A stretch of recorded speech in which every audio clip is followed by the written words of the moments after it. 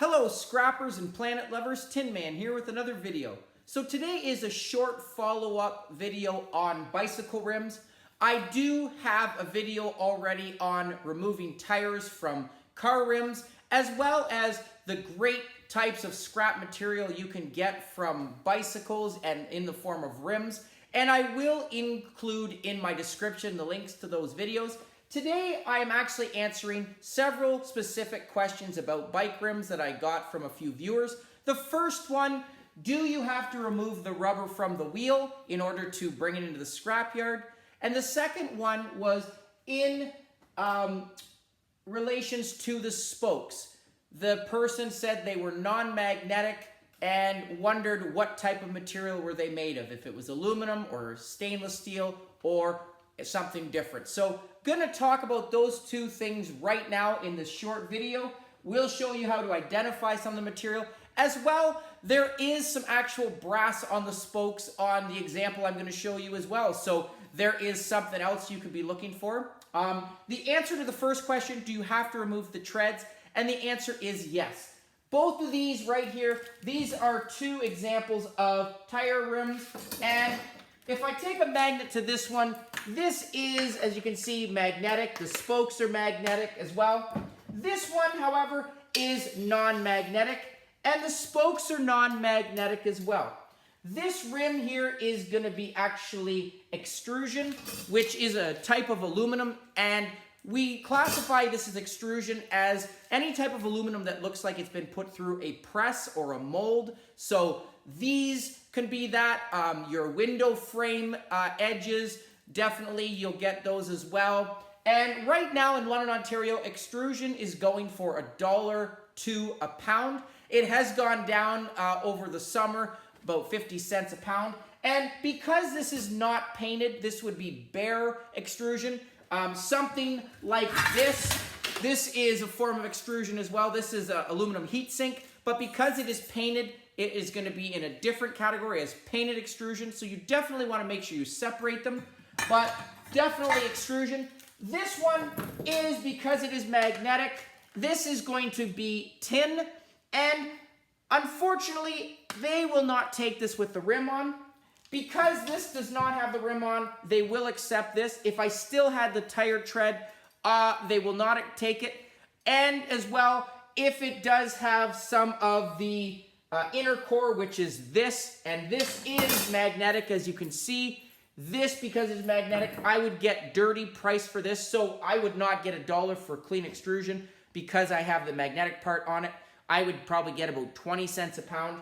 And because of the tread, they will not accept it at all. So you definitely want to make sure you take it off. You can see I just actually removed it.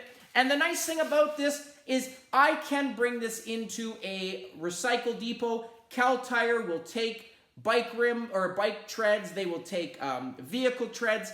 Definitely a great alternative. They can bring it to where it needs to be recycled properly. Unfortunately, I have seen car vehicle tires or bike rims as well thrown into the ditch. I've seen them in rivers. People don't know how to dispose of them properly, so instead of finding out that answer, they take the quick and definitely environmentally dangerous approach and discard them in the woods or in the water system. So definitely want to make sure you bring them to the proper facilities. And again, very easy to do. So I will first just remove it. You can see this tire is flat. Both of these were highly worn. But one thing is, if these were in good working condition, because they are a pair, I could have sold them online. But again, unfortunately, they are in bad condition. And I'm just going to scrap them. So there is already, as you can see, it is bald here. And all I'm going to actually do first is just put it into my vise. The nice thing about these tire rims, different than a vehicle, is there is definitely a lot, they're easier to take off. There's a lot less smoke if you're going to use a grinder, which I'm going to do here. The first thing I'm going to do, though, is just going to put a type of pry bar underneath. I do wear safety glasses when I'm doing this, but just going to pull it underneath here, pop it up. You can see, actually, I'm going to go from this end. And I'm actually just going to fold it. gonna get underneath it like that. And you can see that I'm actually just turning this tire, and I'm just angling this for you. Look at that. Just gonna pop that off. Easy does it. Okay, there is obviously, this one didn't need to cut it. There is the tube here, and I definitely want to make sure I remove the tube.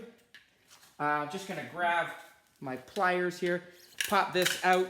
There you go. This tube, or the nozzle, or the knob here, sorry, does have brass on it, so that is brass. I do want to make sure I check this. If there is no holes, oh, there is, unfortunately, there's the hole. So I wish that I could use this again, but definitely want to remove this brass piece. So there is some yellow brass there. And this rim, because it is all magnetic, as you can see, even the spokes are magnetic. This is just going to go into my tin pile, and I'm going to get 6 to 7 cents a pound for this. If it was not that easy, so I'm just going to do this one pretending that it was not that easy. Okay, this larger one definitely was not that easy, but if it wasn't, again, I'm just going to show you. So again, I'm just going to hold this in my vise. I'm just going to pop this, and I'm actually just going to use my angle grinder, and I'm going to just grind a line down here in half.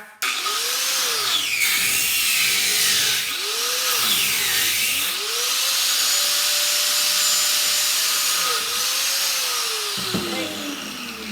So again, as I said, easier with these, a lot less smoke. A car tread or a tire tread from a vehicle that definitely has a lot more steel in that, and definitely more smoky, but very easy. As you can see, this is now going to be dropped off at Cal Tire. There is the rest of it. I want to get that nozzle out there of brass, and here again is some more tin shred. Okay, so that is very easy to get bike rims off. This one, again, the reason I want to talk about this one and answer the second question, these spokes, different from these. If I put a magnet to these ones, you can see, sorry, get the big magnet. These are non-magnetic. And again, the other thing I want to do is I'm going to do the scratch test. Okay, it does reveal underneath a magnetic look, a metallic look as well. So these can either be aluminum or stainless steel. The next test that I'm going to do is called the spark test. If I take my angle grinder to these and it produces sparks, then it's going to be stainless steel. If they don't produce sparks, then it will be aluminum. And I'm going to say right off the hop, I'm going to put my money on stainless steel, because trying to bend these, aluminum is definitely easier to bend. And if they are tire spokes, you're definitely not going to want something easy to bend. But again, the most conclusive test will be the spark test. So here we go. Just going to put my safety glasses back on, and I'm just going to show you with this grinder.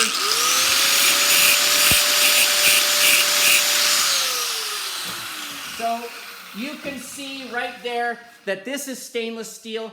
And because these are non-magnetic and stainless steel, this is your good stainless steel. And these are going to go for 70 to 77 cents a pound for these spokes. Definitely need to remove them from the inner core, which you can see the magnet on. This is magnetic. But the other interesting thing about these that I noticed is, if I put one up to the camera, you can see the end there, the gold part there. I'm going to try and get it in the light. That is brass. So all of these end pieces are brass. And watch this. All I'm going to do is unscrew it. Okay, so there is a small piece of brass. It does have a coating on it, but this is what we call coated brass. It's still the same value as yellow brass. So this right here is going for $2.50 a pound. So again, very easy to do. Look at that. I'm going to have all of these spokes, ends right here that come off here. So some stainless steel here, some brass. And again, look at the nice pile I have here. So definitely going to separate the brass and get my $2.50 a pound for this. Probably not a pound, that's for sure, but just like my brass plug ends, I will put them in a container and bring it in separate, and the rest of this is going to be good stainless steel. So definitely they come in different types. I've got some extrusion. This is almost a pound just for this rim, so this is going to give me $1 at a clean extrusion price. I have my tire treads that have no scrap value, but I'm going to bring these in when I get to school. On my way to school, Cal Tire, drop these off. They will be recycled properly. And again, as I said, because this is magnetic as well as the spokes, this is just going to give me tin shred and go for 6 to 7 cents a pound. And there's probably 3 pounds there, easy, as well as this inner spoke from this one. There's probably a pound from this. So hopefully that answered that question. Again, check your spokes, the spark test. If they are non-magnetic, they spark. They're going to be stainless steel and good stainless steel. And check the ends because, as I said, there is the brass right there that is going to give me $2.50 a pound for those. So short video. Again, I will include the other version of my tires from bikes as well as my vehicle rims. Another great source of aluminum rims, car rims, and vehicle rims of their own category. And as I said, I will include those links in my description. Please comment down below. Continue asking the questions. I will answer the best I can. Appreciate the comments and support.